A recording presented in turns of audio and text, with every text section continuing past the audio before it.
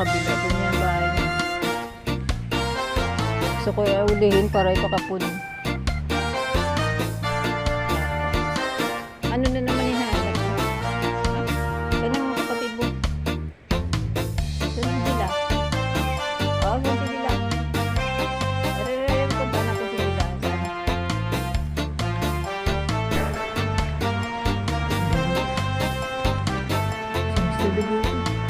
Mr. Bigote. Yung pagkain na nilagay ko doon, hindi kinain na ng ibang pusa.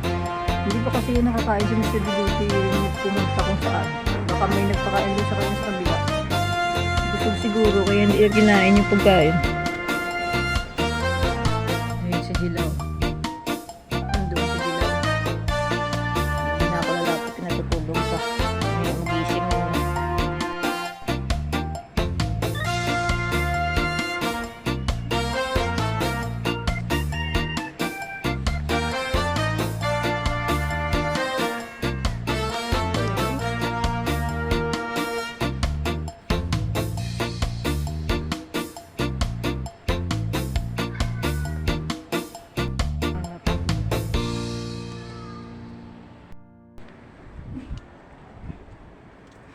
Masuk sa loob.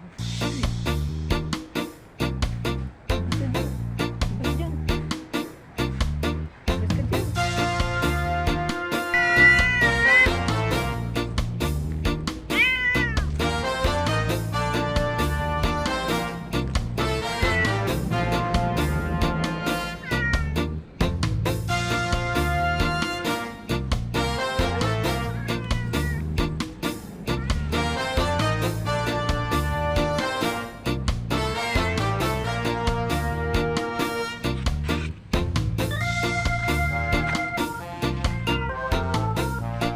Hintay akong mag-stretch sa kasi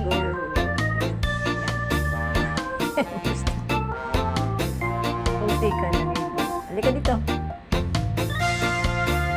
Dito lang mabilis anong ibon ba makatakas ha? Lagot niya sa ibon. Hindi daw ang ibon eh. Hindi po siya. Ang bilis na ito. Ano? Isang mayado tayo. Hindi mo nang huli. Ito lang.